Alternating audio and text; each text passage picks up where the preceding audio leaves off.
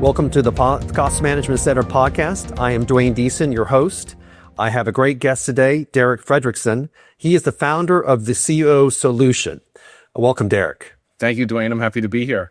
Good. Eric, for my benefit and the benefit of the audience, why don't you just talk a little bit about your background and what got you into the COO business, if you will? Yeah, sure. So I've been doing COO, which is Chief Operating Officer, work for almost about 18 years now. I actually got started out as a fractional, meaning a part-time COO, in my wife's business coaching company back in 2008. I actually had a career on Wall Street. That's where I got started, not in the entrepreneurial space. And then for personal reasons, left that corporate job and started to partner with my wife and her business. And I realized very quickly that I enjoyed more what I would call the backstage of the business, running the day-to-day, the operations, the team, the structure. She was more front stage. I was backstage.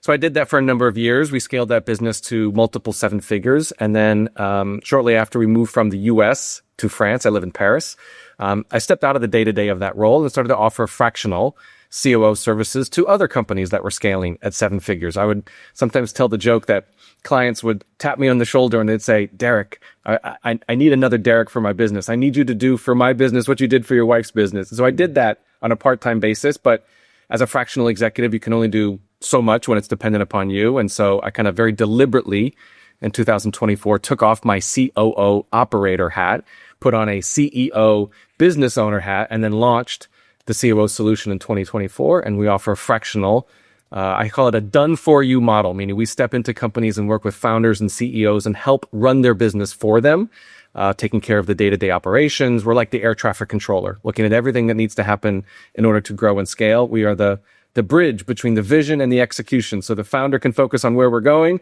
but they have the trust and confidence that someone's running the day-to-day. And so that's what we do here at the COO Solution. It makes sense. And is there a commonality that when someone gives you a phone call, it's almost like change out the company, it's the same problem they're trying to fix? Or is it usually when by the time they've called you, is it quite the variety of issues they're having that's their primary reason for the call? I would say it's a combination of both. I think the why they reach out is one aspect, and then what they're looking to accomplish is the how we fit the need, and also the desire in some cases. I think in terms of the why, a lot of the companies that we work with, they're successful. They're at multiple seven figures, maybe even low eight figures. They're founder-led, they're bootstrapped, they've been doing business for quite some time, and they've reached that level of success where the founder wants to continue to grow and scale. But I often describe it as they've hit this glass ceiling of complexity. The business has gotten hard. It feels like it's taking more time, energy, and effort to continue to grow the business. And oftentimes the founder gets brought back into the day-to-day. They're dealing with the things that are not in their zone of genius, dealing with team, dealing with troubleshooting, putting out fires, handling emails, scheduling, all of the logistical stuff. They want to focus on the future. They want to focus on the vision. So they've reached that level of complexity where they don't know what is the right solution to move forward. When you bring in a fractional COO, we focus on what you want to do to grow and scale the company. But how we do that is we actually focus more on how you're doing the what you're doing. Because the how you're doing is the structure, the systems, the process, the right people, the right seats, the accountability, the metrics. All of those things are the backstage of running a company that is not the strong suit in our experience of a business owner. They're more future focused and creating the vision. We're the bridge to execute on that vision. So that's kind of the why. How we do that, I think, is when every business is different, but a lot of the commonalities are the same in the sense that similar issues, similar challenges, similar opportunities. But where we focus on first really depends on the nature of what needs to be addressed in the beginning. That might be finance. It might be team and operations. It might be marketing. Maybe you're not generating enough leads. Maybe it's your sales process. Maybe it's a combination of all of those things. Or maybe the business owner doesn't really know what's really getting in the way of growth and scale. So we are a very strategic and objective, confident in the business to kind of open up the hood and kind of carefully and strategically ask what's working, what's not working, and how do we do more of what's working and do less or fix what's not working. And that starts to create that traction and momentum that creates the growth and scale.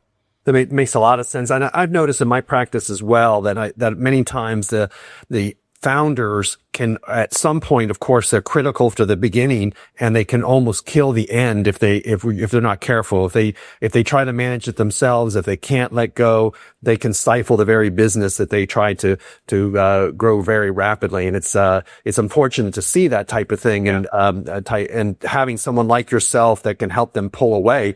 Yeah. Do you find it hard for them to let go? There's one, they've called you, so that's probably the first step. But then the actual aspect of letting go and trying to let someone else essentially run their business can be challenging. Yeah, I would be lying if I were to say that it wasn't a challenge for the business owner. It always is, and understandably so, right? It's their baby. It's the thing that they've been doing for quite some time. And I think if anything, logistically, it's easy for them to let go, but it's really more of a mindset shift, right? Because they've kind of held on to the operating playbooks of their business usually live up here, right? There's no real structure for checkbooks or checklists or run books or SOPs. It's one of those, well, I know the team knows what to do, but if they get stuck, they come up to Bob, right? Bob, the business owner. Bob knows how we do client onboarding. Bob knows how we do marketing. Bob knows how to close the sale. Bob knows how to review the financials. So you bring people in, you want to delegate and rely on those team members, but sometimes they hold that pretty tight to the sleeve, right? And understandably so. I think part of what works really well in this model is that, basis of how we can provide value is through trust. We just can't step into a business and initiate, significant change overnight. So there's really this assessment period of, again, no judgment, right? Of looking at the business. And our goal is to not to shake the tree of the business and get things to fall, be like, why are you doing it this way? And why are you doing it that way? And it should be better that way. So you have to build some trust and credibility. But I think over time, as they see that trust and they realize that they have a second in command that is better suited to run their business for them, they start to slowly and carefully let go, right? It's like peeling the layers of the onion one by one rather than trying to break the whole thing apart and slice and dice it. Part of, I think, the other reason that it's a little bit of a challenge is that the business owner, we do a lot of assessments, and they may not know how they're wired to a core to take action. And so one of the things that we do in the very beginning is we provide some assessments that allow the business owner to really understand, where are you spending your time actually? And are those the best CEO activities that you should be doing? There's a lot of things you could be doing, but at the end of the day, maybe there's only a handful of things that you should be doing. And one of the things that we naturally uncover is business owners love to start things, but they don't love to finish things. They like the big idea, but they don't like to land the plane. And so when we are there to capture and land the plane and have the trust, faith, and confidence to execute on that plan and make things real, right? The job of the CEO is to make it up. The job of a COO is to make it real. We make it happen. And then when the right process and the right people, we make it recur. So when we start to get some quick wins and some momentum, it's like a muscle. They start to see the progress and they slowly step back. They slowly say, like, I don't need to be involved in that meeting anymore. I don't need to be involved in that client delivery anymore. I don't need to be doing this marketing in this way anymore, because we've got the structure and the people and the process that can do that. In some cases, even better than Bob, because that, again, may not be Bob's best skill set and strength in the business. Yeah, I notice that a lot as well, is that they're great visionaries, often very good salespeople, a lot of the things that really are important to get a business launched underway. But when it comes to actually running the core business and building a platform and scaling, that is not necessarily their gift. It's very rare that you have that whole range of skills. It's just really not how kind of people are built. My next question, I guess, is a little bit on, because we are a podcast focused on cost management and efficiency and that aspect of it.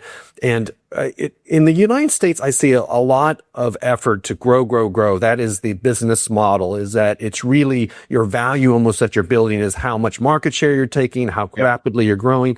It's almost a secondary type level of thought of profitability, unless, of course, you're funded out of your own pocket, and then probably you care quite a bit. Is that usually when you talk to early on, when you're talking to a owner or a management team that has brought you on board? Are they already early on talking about, hey, we're just not as profitable as we want to be, or is usually their scaling concerns and bottlenecks and stuff like that a higher concern over efficiency and running profitability? Yeah, I would say what we bring to the table is more of the latter. Because I think in some cases, the founder, CEO, of course, you got to look at P&L. You got to look at the bottom line. Otherwise, what's it all for? But I think what excites them and what motivates them is the growth, bigger numbers, bigger revenue, new market streams, client, market acquisition, whatever that might be. Sometimes they get excited by that because, again, it's a new thing, it's a new idea. But what we bring to the table is what's the A to Z and what's it actually going to contribute to the bottom line, right? In terms of the P&L, in terms of the profitability, in terms of your time, energy, and effort as Bob, the CEO, in order to produce that. I think one of the things that we bring to the table, and we do either independently or if they have a finance function that's managed by somebody like a fractional CFO or a controller or a finance manager, is we get really, really clear. We get into the numbers. We're fact finders. So we'll get into the weeds and really understand, okay, top line, obviously revenue, cost of goods sold, expenses, profit.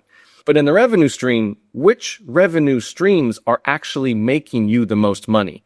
And sometimes there's a bit of a misconception that they think the bigger the dollar amount on the revenue, the bigger the dollar amount on the profit. And that's not always the case. And so what we're looking at is strategically and saying, look, you've got these 5 different business lines, right? And yeah, on paper, this one brings in 2 million. But from a profitability perspective, either on a percentage basis or on a P&L, it's actually your least profitable line of business. Where these other ones that might be the path to scale, they may not be as big on paper initially, but there's a lot of potential because there's a lot of profit potential that's in there. And so we start to get into those types of discussions to realize, yeah, we can help you grow and scale. But if you're not increasing profit, then what's the point? You're just creating a lot more complexity, a lot more volume. So we really try to discern how is this going to move the needle from a financial perspective to the bottom line. And the other kicker, if you will, is that we work with a good number of companies that might be considering exit. They might be considering sale. Right? We've been working with founders that are, doing this business for 20, 30 years. And I'll never forget this. One of the quotes from the clients that we started working with is like, listen, I've got 2 years left. I want to be 70. I want to be on the beach. I don't want to keep doing this. And we know it's founder led. So we have to do the things, yes, to grow and scale, but a business isn't as attractive to buy or for having the founder exit when it's founder dependent. It's attractive when it's not founder dependent and it's structure, process, and people, but also when there's significant P&L and profit potential. So we kind of bring that to the discussion in the very beginning to be very careful and strategic. It's not just about more.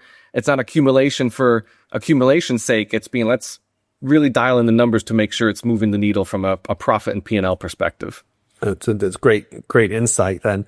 And then, so as you're going through and trying to decide on trying efficiency and what's the best way to manage costs, on top of course, making sure you have the scale. It's a balance. It's of, and hopefully they're not mutually exclusive. Yet I argue that they don't need to be, but some people regard them that way. Is there, do you look at benchmarks? How are you trying to essentially determine whether the company is properly sized, whether it has the scale that you need when you walk in the door? Is there a methodology that you use in order to try to create those metrics? Yeah, I think metrics in general, from the organization level, not just the financial metrics, but we always look at that in the very beginning, right? Whether it's KPIs, dashboard metrics, scorecard, whatever, the numbers don't lie. They tell the story of how your business is actually doing. In our experience, some businesses, they may have metrics, but are they really using them? Are they really making decisions based on them? Is there a culture of ownership where if a number is on track, we ask the question, why is it on track? Who owns the fact that it's on track? And what and when and how can we do more to make the number even better on track? Conversely, let's say the number is off track. And I use an example of maybe leads, right? In terms of marketing, right? We always start with marketing because it's the driver. So if you're not tracking leads, and leads is a driving input into your marketing and sales pipeline, we need to know what's our benchmark for how many leads should be coming into the business every single week. Not every month, but every week. Because if you look at it from a monthly perspective, by the time you get to the middle of the month and you look at last month, well, that month was gone and we're already halfway through this month. So we're losing the window in order to make some sizable shifts. And so if you go back to then say, let's say leads are off, they're not on track for this week. Why? Who owns the fact that they're off track, and what, when, and how are we going to do something to get them back on track? That's that level of accountability in just a basic perspective of measuring metrics and KPIs so that we can start to raise the bar of monitoring, are we actually improving and growing and scaling? The other thing that we'll look at, I always look at people and process, right? So going back to the people side, do we have the right people in the right seats? Are they clear on their roles and responsibilities? Are they doing things in the most effective an efficient manner. Effective meaning that they can get things done at a higher level, and efficient means that they can get things done at a quicker level. And sometimes you don't have the right people in the right seat. So they're not very efficient, not very effective. Sometimes you have the right people, but they're in the wrong seat. So there's a little bit of a mismatch, right? So we kind of get into some of the understanding of those dynamics. And then from a process perspective, again, going back to what I shared in the beginning, how are you doing what you're doing? How are you managing projects? How are you solving issues? How are you meeting and collaborating and communicating as a team? Are we wasting hours talking about the same stuff in all these useless meetings as opposed to actually leveraging tools like AI or a project management system or a CRM that can allow things to run more efficiently, right?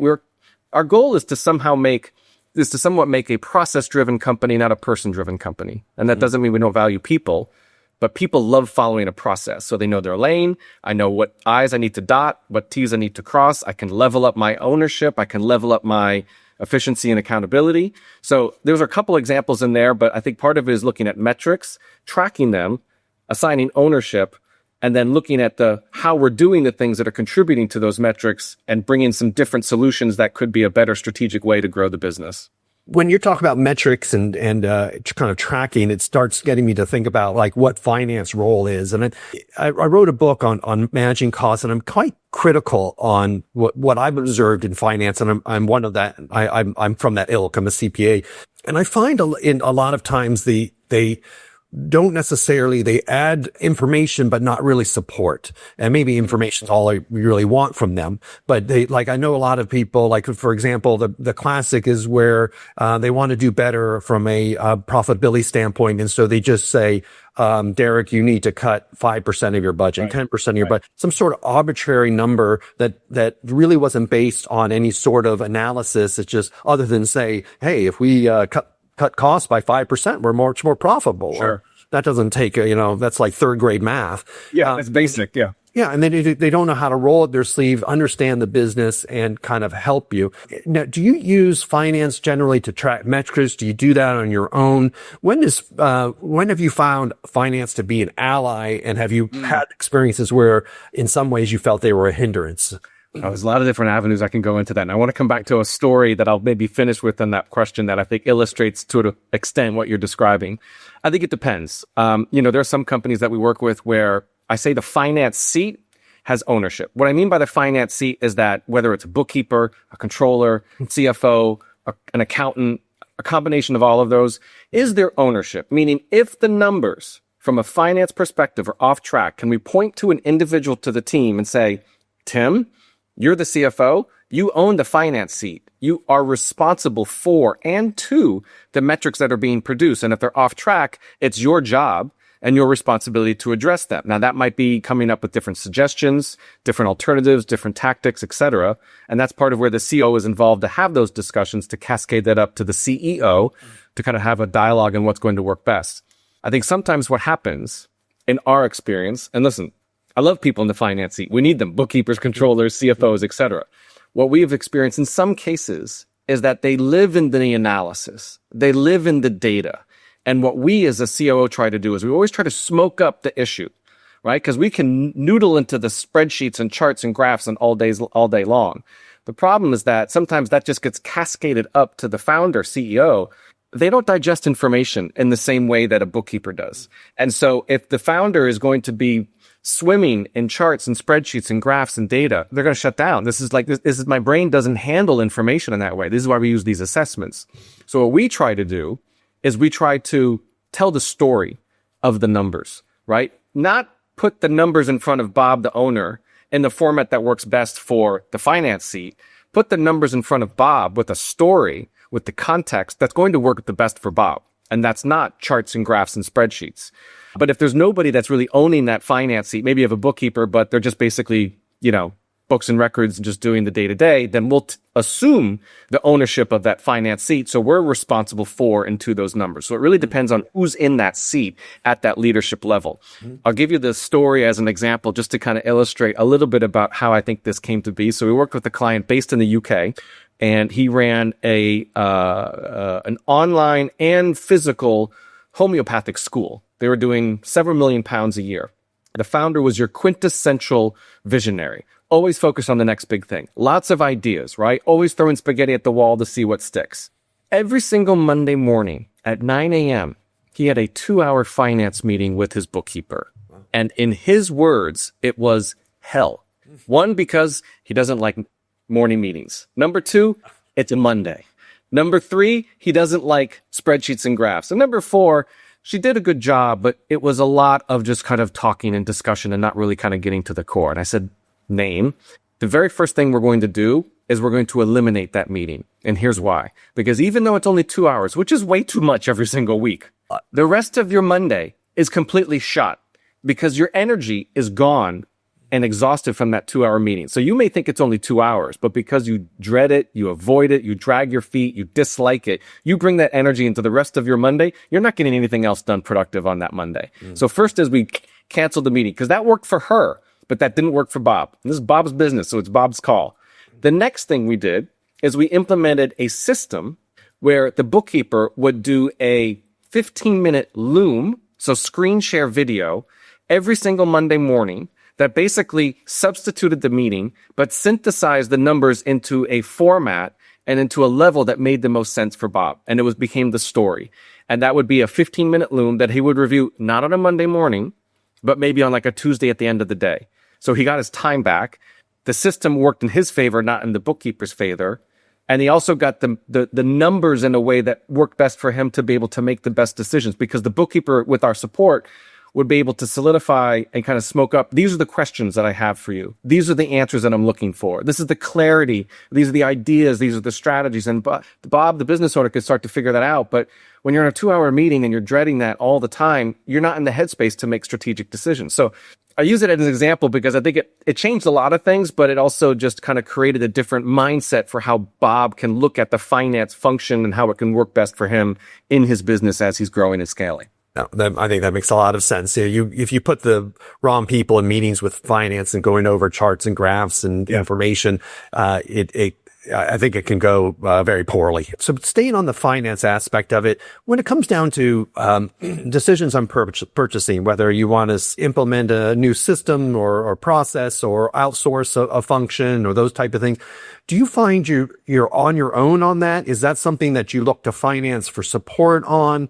whether it's analysis, negotiating with a vendor? Where do you like to play in that world? Do you like to just, hey, I'll take it from here? Or does finance have a role that they can be an ally in supporting?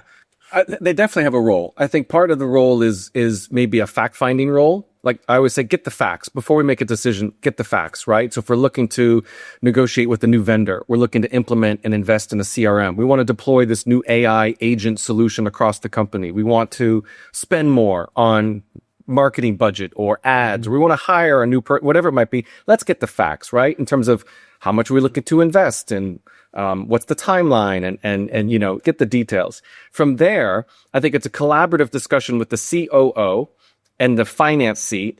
And I often say, what are the pros and cons, right? Let's just keep it very, very simple. What's the best scenario if we do this? And what's the worst scenario if we don't? And sometimes when we ask the questions in that way, it starts to float up kind of the bigger purpose, the bigger reason of why we're trying to make these decisions. And then I think it's the job of the COO and somebody from the finance seat, perhaps, to bring that discussion to the CEO and give them options, right? Give them the ability to make the decision, but we come prepared, having done the due diligence of what are the pros and cons. So they're not trying to make a decision in a vacuum with none of the information, with none of the recommendations, with none of the strategies already having been vetted. So I always use this pros and cons analysis with everything, especially when you're looking to invest in something. Because I think in some cases, like you shared, I believe like in the finance seat, they're looking at it from a cost perspective, from an expense perspective. I look at it from a ROI, return on investment, value perspective. What's the result that we're going to get out of it? Yes, it might be an investment, right? And I use ads as an example. If leads are down and we need to invest in more ad spend to get more leads, right? That's not an expense. That's an investment, because if you spend $100 a week and you get 5 leads that bring in $200 a week, well, you've just 2x'd your investment, right? So I break it down at that level just to make it very, very simple. But I want the finance function to be involved because they usually are the ones that have the facts. They have the figures. They know the data. They've done the analysis. But I think the decision-making tree kind of cascades up, and ultimately bringing it to the CEO for their, ultimate decision, if you will.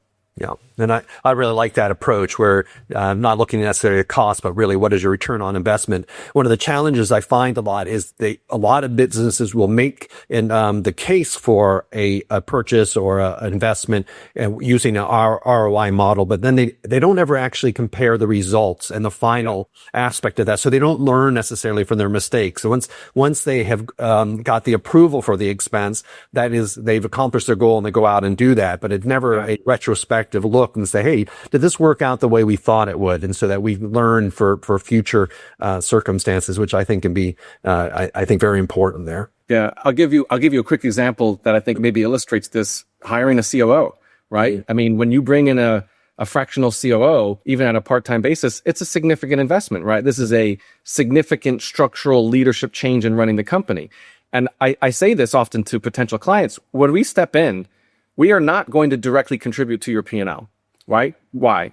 We are not going to close sales. We are not going to close deals. We are not going to generate leads directly. Mm-hmm. But what we're going to do is provide the infrastructure, the support mechanisms, the people, the process, and everything else that's going to indirectly contribute to those results. And I use the founder as the example because if we can get the founder to stop being the bottleneck of so many aspects of the day-to-day, the founder can use that time back in their schedule for two things. They can go take a nap, or they can reinvest that time back into the business as a rainmaker and make more deals and make more sales. Why? Because the systems are running, the team is running, the people are running, the processes are running. Bob's not running that. The structure is. And so I always say, the investment is significant, but the value back is not only in your time, but it's also in your energy and effort in the things that you like to do that only you as the CEO should be doing. And usually those are what I call rainmaker activities. Business development, client acquisition, partnerships, referrals, strategic alliances, networking, all of those things that Bob should be doing are going to drive the business. But I also say, listen, at the end of the day, if you don't see the ROI and if you don't see the results and if you don't see the value, then it's not worth it. Because I, as a business owner, do the same thing. If I'm going to invest in bringing somebody on board like a CFO or a marketing manager, I want to see the ROI. And if I don't want to be beholden to that type of commitment if it's not working out. That makes a lot of sense. And we talked a little bit, we use the term founder a lot. And it's, in my experience, I've run into certainly circumstances where there was a founder and really as long as you had that person's ear and trust, and confidence, you could get a lot done. I've also run into situations where it wasn't much more complicated than that, where either there were several founders or early stage leadership that you had to work through with very different skill sets. Sometimes before I even get in the door, there's a lot of silos that have been built in that way. And I run into other circumstances where a founder, because they're a visionary and they love that excitement and energy, that they tend to hire other visionaries and people that don't have necessarily the skills of really what you're talking about bringing. And so it's very disruptive. You walk in the door and you just have a whole leadership team of visionaries that really don't know how to execute. Yeah. And I'm just curious to see, how often do you run into situations where there's a leadership problem? Sometimes the founder's resistant, but more than that, where you have several leadership team for whatever reason that just aren't aligned. And how do you manage through that? We have that a lot. I would say more than half of the companies that we work with are in a scenario similar to what you described. Co-founders that might be business partners, co-founders that might be husband and wife, brother and sister, father, son, mother, daughter. We have them all, right? Especially family led, of course. And why? Like to your point, like attracts like, or I'll use the founder. If one of the founders is high visionary, big idea generator, they're going to bring in somebody that's like them because they're similar, right? I can trust them because we think in the same way. But when you go to then land the plane, who's the one that's carrying the execution? Who's the one that's actually cascading that to the rest of the team? It's not in either of their wheelhouses because they're both focused on the future where nobody's really focused on the day-to-day. Or what happens is by default, one of them ends up being in that seat, but they don't like it and they don't want it. And so what ends up happening is they resist it. They're not wired to execute. They don't like holding teams accountable. They don't live in the day-to-day of the structure and the process. So there's no real traction. There's no real momentum. And then one founder's like, why aren't we executing? And the other founder's like, I'm not wired to execute, so things aren't moving forward. So you have a little bit of a clash. And our role is to step in, and again, not to judge, but to really align. Okay, yes, you can have two co-founders, and maybe one is really focused more on vision. And we have another client that's where they're in the education space. One's focused on vision and partnerships and referrals. He's the rainmaker. And the other one's focused on the product. He likes to build it. He likes to create the kind of delivery model. But they didn't have anybody as that second in command can then go and take that and cascade it into the team, which is where that COO model worked really, really well. I think with leadership teams, you also sometimes have a bit of a resistance because they also like to generate ideas. I firmly believe at the end of the day, for a growing and scaling company, you really only need one key idea generator, and that's usually their founder and CEO. Why? Because they come up with 10 ideas a day. Maybe one will stick. That might be too You much. don't need two people generating 10 ideas a day because now you've got 20, right? And if we get some of them to stick, again, we may be starting a lot of things, but we're not finishing a lot of things. And you don't get results from things you don't finish. And so this is about progress, not necessarily perfection. I'll give you the other example, which is a little bit related to this. It's a little bit of a story, which I think is interesting and maybe pertains to your audience. So I was in a mastermind with a bunch of other entrepreneurs, visionaries, like you were describing, founders, etc. And I'm wired like an operator. I own my own company, but I think like an operator. I think like a COO. I think in structure, process, teams, and everything else. And I was in this mastermind, and I'm not wired like any of the other ones. I'm very risk averse. I'm not a high idea generator. I'm more focused on how do we land the plane? How do we make that happen? What's the plan? What's the strategy? What's the execution, etc. And I was kind of beating myself up because I felt like, am I in the wrong room? Am I not really meant to be here because I'm not thinking like that high idea generator? At the end of the mastermind, we went out to dinner, and there was about 8 of us. And I was sitting next to the owner of the mastermind, and I'd shared with him this concern, like a little bit of an imposter syndrome.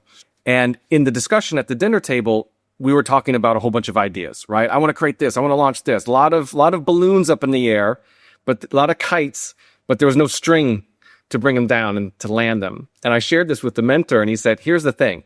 There's 9 of us at this table. 8 of us are going to go off and create things, but none of it's really going to happen unless there's the one person that's wired like a Derek. Mm-hmm. Because otherwise, all those ideas leave on the dinner table with the check, and when we're gone, they disappear. So there's a need for people to think like operators, to think in that type of structure. And you need that type of person in an organization. It doesn't have to be a COO. It could be an executive assistant. It could be a project manager. It could be an ops manager. But if you have too many people generating ideas and circulating all of this amazing positive stuff, which is all well and good and you want, but there's nobody there to actually make it happen, that's where you're going to feel frustrated because you're going to stifle your idea generation because nothing gets done. So I don't know, maybe that, I hope this story shared a little bit, but it was very absolutely. And I think conversely, I'll even go through another aspect of that, of what, from someone looks at it from a cost side, is that, that can be very expensive, chasing ideas, and a leadership team that is just too easily distracted. And there's a lot, you end up, the cost basis, the cost structure you need to chase all these different ideas is immense. And there's other issues that a leadership team can have, whether it's, management by crisis. Well, again, that takes a structure that is much more robust and expensive to be managing by crisis. And it's just a strain on employees. It's a strain on the organization. So I look at all those different aspects of any dysfunction within the leadership ripples into the cost structure. And so you're also making yourself not only not able to run the business as well, you're also making it more expensive to run it, at the same time. And that complexity trickles down into your, like the cost structure and the P&L. We've worked with companies where there were 6 or 7 different business units and 6 or 7 different P&Ls. And we're trying to figure out what do we scale. Everything's so complex because there are all these different things that got started in just kind of kitchen sink. We'll just throw it all in. And I've always said this, you cannot scale complexity. You can scale simplicity. And if we keep things simple, that doesn't mean basic. It means simple, streamlined, and maximize that and get that to be running like a well-oiled machine. That's where you can really achieve growth and scale. And I know that's contrarian because most founders think lots of new things, lots of new markets, lots of new ideas. Yeah, but we need to dial that in to make sure we've got the execution model into the cost center P&L to see if it's actually working. That's what you can scale. Yeah, no, I think it's a great point. I like that a lot. Let's switch a little bit about, just because one of the things I was looking forward to talking with you is because you're on both sides of the pond, if you will. With being you live in Europe, I'm sure you have clients there. I know you've mentioned you've had clients in the United States. Do you notice a difference in approach between cultures, or is it really an entrepreneur is an entrepreneur? Oh, that's a great question. Man, culture, huge difference. Massive. That could be a whole other show, just in the sense of how things work here from a business perspective. I would say, I'll use the French, right? I don't work with a ton of French clients, so we have some in the UK. The UK is a little bit more, I would say, growth-minded, like the US. In Europe, in the EU, France, Belgium, the Netherlands, Portugal, a few other countries, they're extraordinarily risk averse, even more so than the US in some cases. They're very, very meticulous. They're very, very calculated. They also don't subscribe necessarily to this growth mindset. I think perhaps it's a cultural thing because the French work 35 hours a week. They retire at 62. They've got a lot of things already paid for and covered for. There's not this huge motivation to like burn the midnight oil and create and everything else. The difference is there's an entrepreneurial spirit here that is very much just like the growth mindset in the US. And I'll tell you why. So when I was doing my fractional COO work, I worked from home. But for a while, this is pre-COVID, I was working at a co-working space, right, called WeWork. They're all over the world. Sure. Watch the documentary about the rise and crash of WeWork as in the dot-com boom and everything else. And at WeWork, there were people, young French entrepreneurs that were, to what you're describing, very much in the entrepreneurial growth mindset. I'm creating something. I'm building something. I'm ideating. I'm creating something. They're motivated. They're passionate. They're driven to do something like that, which is not your traditional cultural professional mindset when it comes to maybe an older generation of employee mindset here in France or in some cases in the EU. And I say that because they were at their desk before I got there and they were at their desk after I left. And this is the kicker, because this never really exists in France. They would eat their lunch in front of their computer. That's not normal in France, right? Wow. If you were working at a company, you go out for your hour and a half, long lunch. You might have a glass of wine. Your employer pays for most of your meal. But these guys were like, I'm driven, I'm motivated, I've got this idea. So that bug does exist. I think it's definitely more in the entrepreneurial mindset space. But culturally, it's hard to sometimes get things done here from a business perspective because they're so averse. They're so risk averse. Even hiring somebody, if you hire somebody and it doesn't work out, you cannot fire at will. It could be a 12-month dragged out whole process. So they're very, very careful about making these types of decisions and doing things that might potentially create some concern down the road. Yeah, and I hope that entrepreneur spirit kind of translates into some of the larger companies, because the United States, it never ceases to amaze me. We put out huge amounts of top companies that 4 or 5 years ago no one even heard of. And all of a sudden now they're $1 trillion valuations and those types of things. And it's shocking how that it bubbles up. And I think if you have that spirit with the young, and you do have to give them the structure to make it scale, as you know, right? Yeah. And so I think, but certainly it's great to hear that there's the core entrepreneurial spirit there that we might see. I observed, and I think it's probably because of the structure you talk about, is that there was more of a cost awareness, I thought, and efficiency aspect in Europe, where I think the US was kind of grow.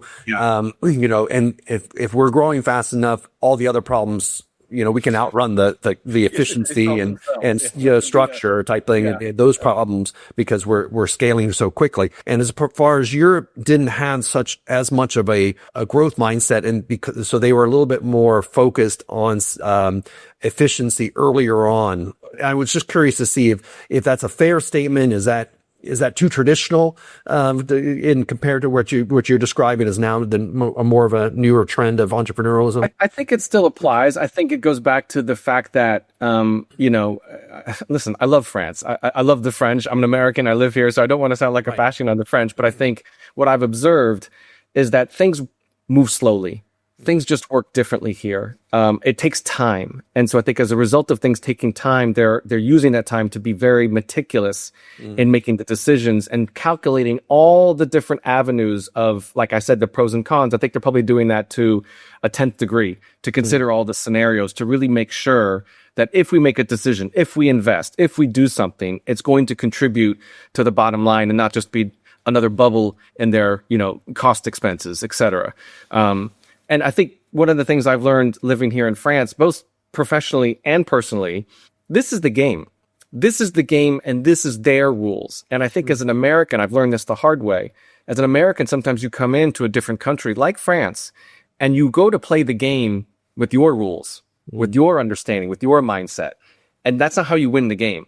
So if your job and your goal is to win the game, play by their rules and understand that things are going to be different. But if you come in and try to play by your own rules in a game that you're not really subscribed to, you're not going to be successful. So yeah, it doesn't matter if you like your rules better. The bottom line is it's their rules.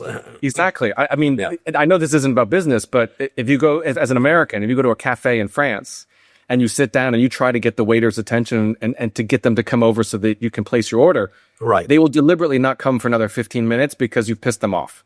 Right. Because they're on their time. They're calling the shots. Yeah. And so sometimes that American mindset, it can work against you in a country where it backfires. There you go. Yeah. And we're in the United States, we compensate that waiter based on service, and that's not necessarily how it works there. So it's not like, we are paying them for that extra attention in theory. In Europe, you're not necessarily do that. So why the idea of them avoiding you for another 15 minutes because they're pissed isn't costing them anything. So it's the other thing. I'll share another quick example of, again, kind of related to cost, where maybe they're not overly that concerned. It might inflate their cost, but that's something they're willing to accept, right? Mm-hmm. So it's summer here in France.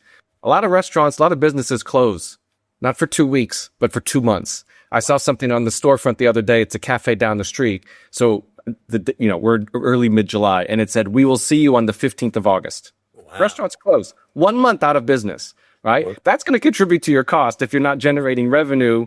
And you still are paying the rent, you're still paying the utilities, you're probably still paying your employees, even though they're not working, because that's how it works here.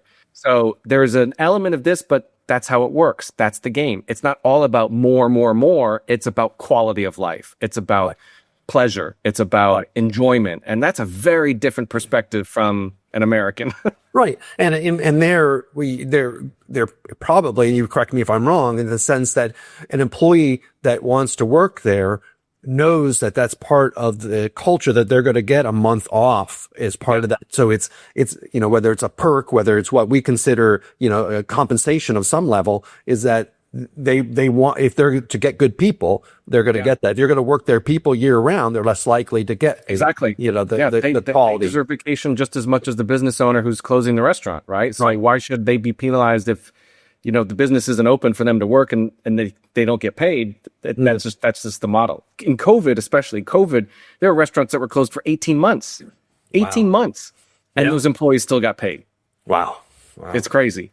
I don't know, how that's why our taxes are so high here. But again, hey, it's France. Right. Interesting. Well, I always end my podcast with a discussion about artificial intelligence. You can't avoid it, in how it changes so many different things. And I wanted to ask what role do you think it's playing now? What role do you walk in the door and say, we've got AI has to be a big part of whatever solution we come up with? Is it a little exaggerated on its impact right now? And then where's it going? So a big, huge range there to kind of get into. Yeah. It's a question, a topic that every single one of our clients are asking in all of our engagements, because it's so top of mind for everybody.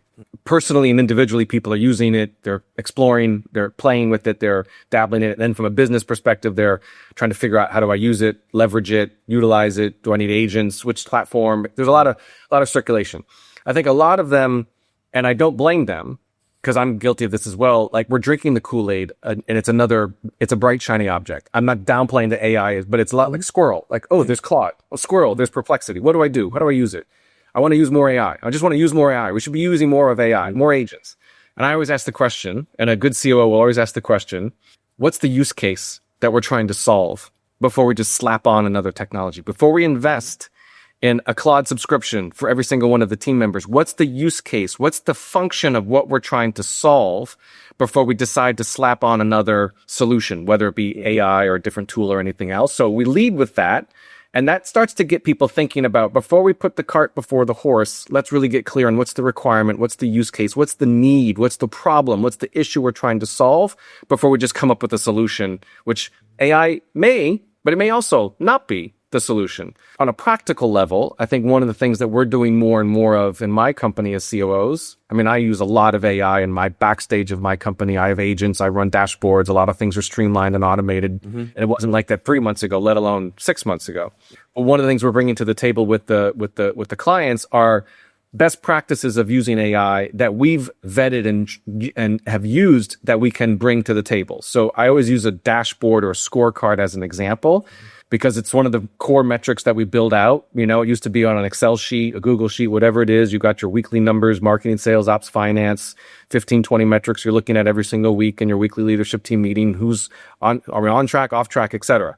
Now, a lot of the heavy lifting can be done because we're implementing done for you automation with agents that allow the AI to source all of the data from your CRM, from your onboarding platform, from your email, from Google Drive, from all of the different applications. So it's doing the heavy lifting of building the dashboard, but it's not replacing the judgment or the decision-making factor of, are we on track? Are we off track? Why, who, how, et cetera. So we're bringing some of those discussions to the table because it's part of what we're doing anyway. And we're just able to do it more quickly and more effectively because we're leveraging AI to build done for you dashboards for marketing, sales, ops, finance, and it just kind of eliminates some of the messy work of sourcing numbers and having people having to go and spend their time to figure it out.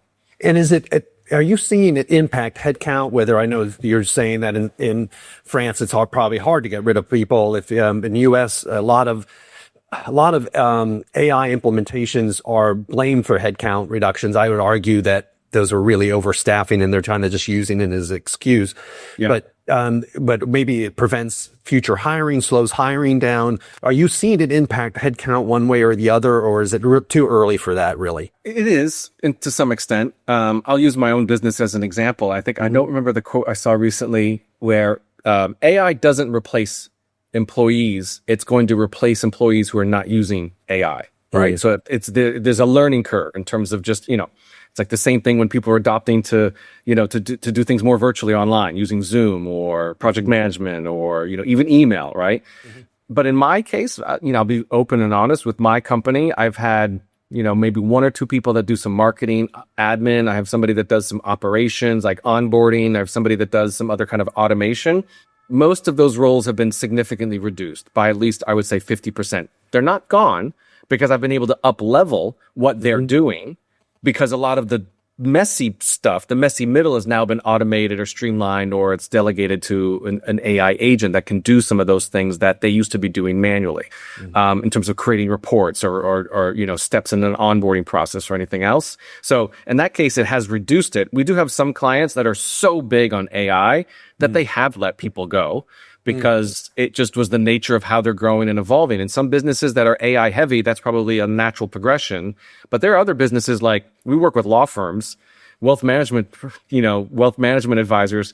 They're not using a lot of AI because they're very, for regulatory reasons, right? Rightfully so. They're a little gun shy to pump a bunch of data from their clients' law cases into AI, or punch a bunch of financials from their wealth management clients into AI. So we're trying to be careful in where we weave that line, but it hasn't reduced or eliminated people, because it's not a very AI-centric business, where there are others that are more in the online space where that is happening, and we're seeing that. Yeah. Last question along those lines is like, where do you see in 5 years? Because you talked about, hey, 6 months ago, you weren't doing this. 3 months ago, you weren't doing this, and how rapidly that's changing. Do you see, are you part of the club that says the world is going to be vastly different in 5 years, or business is going to be vastly different in 5 years? Or would you say that marginally? Yeah. I'm not the AI expert. That's for sure. But I would say in 5 years, is it going to look different? I wouldn't be truthful to myself to say it wouldn't be, because even in every quarter, things are changing. And I think I'm in a mastermind with some people here in Europe, other CEOs of companies in the EU. And there's a gentleman whose business is AI. So he's at the forefront of AI. He's always sharing stuff. I was like, oh my gosh. So you're already focused on where we're going. I'm trying to figure out like how we use it now. And it's very interesting to see like his perspective. And I think one of the things that is becoming more prominent is where do we draw the line between I'm using these tools to automate, admin, fact find, do all of the simple stuff. And then where does it get to a point where when do we rely on AI to be the decision maker, to use judgment, right? That's kind of where it gets a little gray because like I use that example, if there's a number that's off track, are we going to get to a point in the future where AI is able to, one, determine that it's off track? That's known. But then we give it the authority and the ability to judge and make a decision on what to do to address the fact that it's off track. That's where I think we're going, and it's going to be very kind of carefully navigated because how comfortable are we as business owners to delegate and kind of outsource the decision making of how to run my business, right? And so I think that might be where we're going, but it's going to start to bring that conversation more and more to the forefront. Yeah. And I'll give you a example, kind of power of AI. I bid on a project and I was going up against some of the largest firms and I generally dread that from a proposal standpoint because they have this whole marketing team that I know and they can put out something that is just beautiful. And, I started for the first time, this was a while ago, for the first time I used AI and, I put in what my standard was and the output was much crisper, much more professional than I probably would have been able to do on my own. And I suddenly realized, you know what?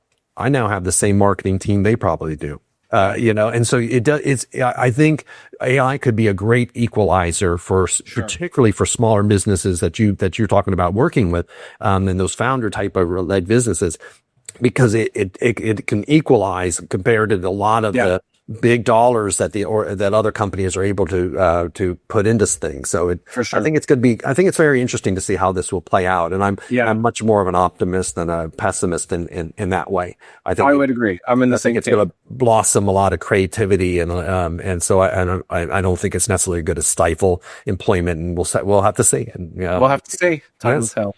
Yeah. Derek, this has been a great discussion. I really appreciated your perspective, not only as a COO, but also your international aspects of it. Make that a much more broad discussion than I had envisioned. And so it's been wonderful. No, thank you, Dwayne. I really enjoyed it. Thank you for having me. Okay. And any, if someone wants to get in touch with you or a website or anything else that you want to leave listeners with? Yeah. I mean, I think the best way to get in touch is our website. It's the COOsolution.com. You can find out more about who we are, what we do. I have a podcast as well, so you can check that out. But website would be the best. All right. Thank you so much, Derek. And I'll enjoy having a discussion in 5 years about where AI is bought. Looking forward to it. Thanks again.